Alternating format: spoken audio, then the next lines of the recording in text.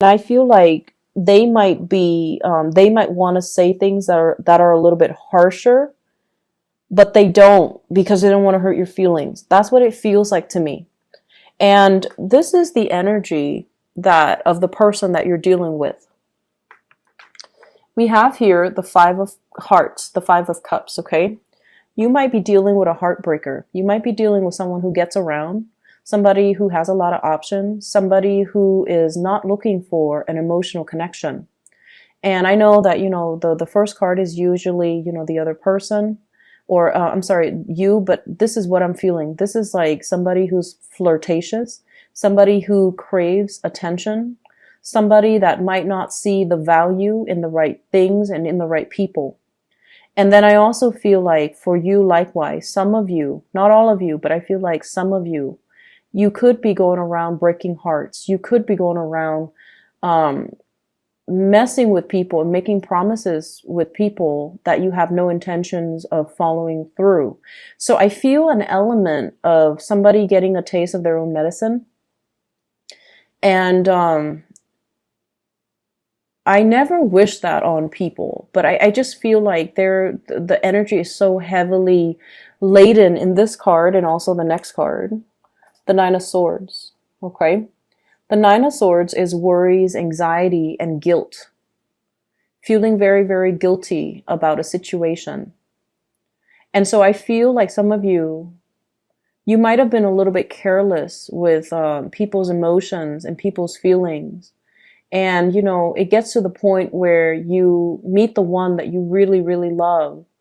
And for whatever reason, you didn't want to be tied down. You didn't want to be exclusive to that person because you wanted to play around. And I feel like it got to the point where you might have ran around on this person. You might have stepped out of the relationship. And now you're really fearful about things coming to light. And you're really fearful, or you feel really, really guilty about hurting them. I'm sensing that some of you could also be dealing with someone who is a little bit irresponsible, like they're a heartbreaker. They don't really form emotional attachments. They're here today, gone tomorrow. They make promises that they're not able to keep. And overall, they just don't love the way that you love. They don't love with such intensity. It's easy for them to, pick up and go, and it's easy for them to jump from one relationship to the next, whereas it's really difficult for you. And so this energy, I feel like it's playing out between you and a person that you have a long history with, the person that you keep cycling back and forth with, or the person you keep going back and forth towards. Okay, so it's like we're breaking up, but not really. It's like somebody that might be transiting your life, and it seems to me like there's a connection that you can't really shake. This is sort of like waiting on another person, wanting to make a connection, wanting to stand out in their eyes, but they're kind of like their attention is elsewhere, not being able to reach another person, feeling rejected or feeling dejected because you're not the apple of their eyes.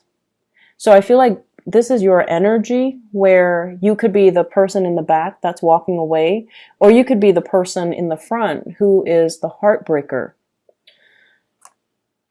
The partner that you're dealing with, we have here the Nine of Swords. The Nine of Swords, air sign, Aquarius, Gemini, and Libra. This is somebody that has a lot of worries and anxieties. They're kind of like a perpetual planner. They worry about things. They plan out the future, and they're so far in advance that they kind of work themselves into a frenzy. I also feel this energy about, someone who's very seductive. You wanting to get this person's attention, being the seducer. And I feel like their minds, they're scattering their attention elsewhere. They're focused on other things. They're focusing on the bigger picture with the Wheel of Fortune. Okay? Worrying about the future, worrying about like, where am I going to be tomorrow? What am I going to be doing? When am I going to get married? When am I going to settle down? When am I going to have children? When is my career going to take off? So with the major arcana card, the Wheel of Fortune deals with bigger things. It's not just love and commitment in relationships. It's more like, what is my life's purpose? Where am I headed? Am I exactly where I need to be? Am I on the right track? So I feel like somebody is very racked with a lot of anxieties and worries. And because of that, they're not able to live in the moment and enjoy the moment with you. They might also be contemplating some major travel, some major career changes, some major moves in their own lives. And so they're not able to, be in the moment and enjoy what they have. They're constantly scanning the horizon for new opportunities. So I feel like you might be dealing with someone who's opportunistic. I'll take what I can get. I'll take it for what it is. I'll take it today. And then if something better comes along the next day, I'll take that and leave this. So I'm sensing here, in terms of the relationship department, I just feel almost like you're barking up the wrong tree, or you're with somebody that might not be, you might not be the sole focus of their attention because of other things. Okay. It's sort of like life is driving a wedge between you and another person, where the two of you are not able to come together because of where you are in life, because maybe your life goals and your career and your aspirations are not in alignment with one another. And so it's not really coming in together or coming back in together. It's disallowing you to really make an emotional connection. And what I feel though, your energy, you definitely really have somebody that you feel strongly for. This is your energy here, Scorpio, with the King of Cups. This is someone who's very romantic, and I almost see like a maternal energy, even though it's the king. It's somebody that is they're very nurturing. They like to take care of people. They like to take care of children. They like to take care of animals. They have a boundless amount of patience. They don't yell. They don't raise their voice. They like to cook. They like to feed their loved ones. They like to comfort people when someone is down. And so I feel like the energy that you exude, and you've done a lot of work on yourself, and especially that Saturn return, it's made you a better person. It's made you, it was definitely challenging, but it made you appreciate loyalty. It made you appreciate, the softness in your interactions with another person. And I feel like, as difficult as that Saturn transit a few years back was, it really made you grow as a person, and that you can be a lot more tolerant, compassionate, and understanding. And as a result of it, I feel like, you have someone in your life and you really respect them. You really want to make an offer to them. And you have in your mind what the future is going to look like, what the future is going to hold. But at the same time, the person that you're dealing with here, we have the Eight of Pentacles. Someone who's a workaholic, someone who's so focused on building wealth, building their career, building things for themselves that they're not really able to accept the offer. Someone whose attention and focus is really elsewhere. And so while you spend a lot of time making gestures towards the other person, they're not really noticing it. Or they have other options and they're not able to see the value and the devotion and the level of commitment that you're able to give them. Because, for them, whatever it is that they need in their lives, it's different. Like goals and aspiration, dreams, and ultimate end goals and professional development and achievements.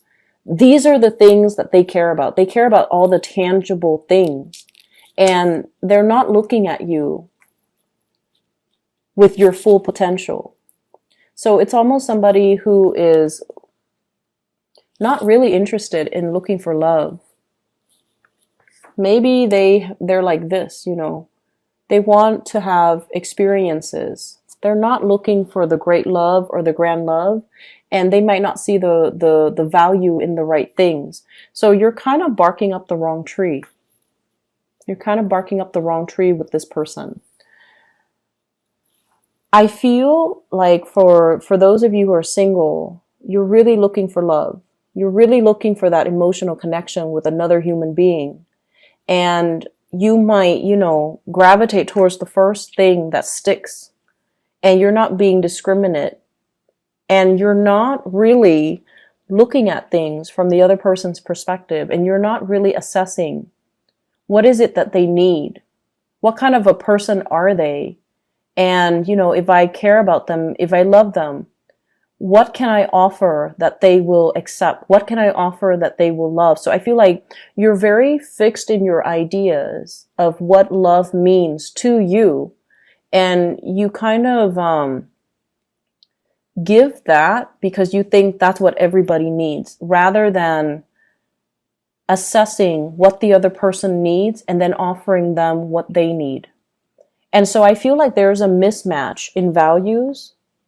There's a mismatch in expectations. And there's also a mismatch in this person is clearly focused on other things.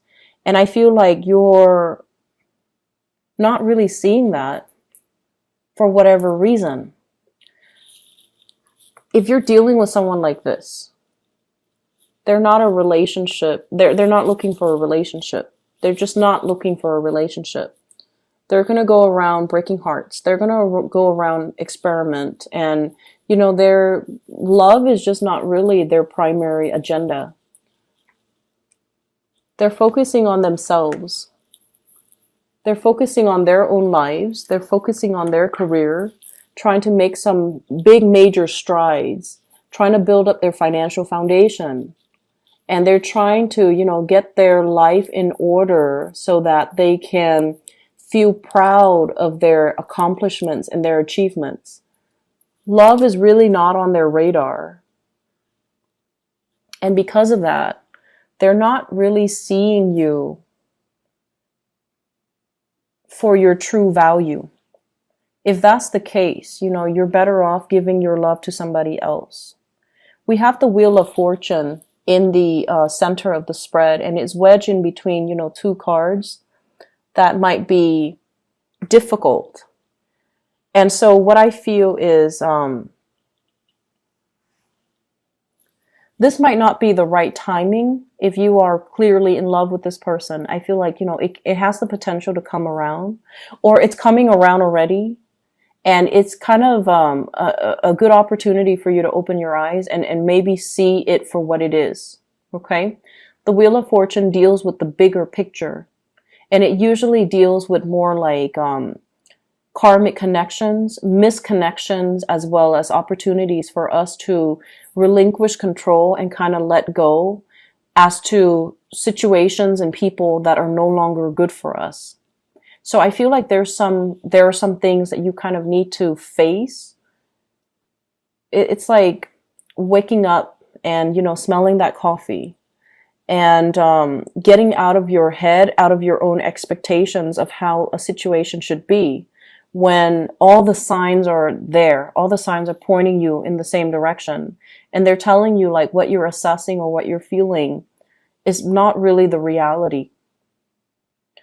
Like, wake up and smell the roses. So I feel that there are some ups and downs here. You clearly have feelings for another person. You want to make that offer. You're looking for love. You're looking for an emotional connection. But I feel like the time is not here yet. So be discriminate about who you give your love to so you don't get hurt. And make sure that the person you're giving your love to, you are the king. You need to see the proper value in people and make sure that you give it to somebody who's worthy of it. Okay?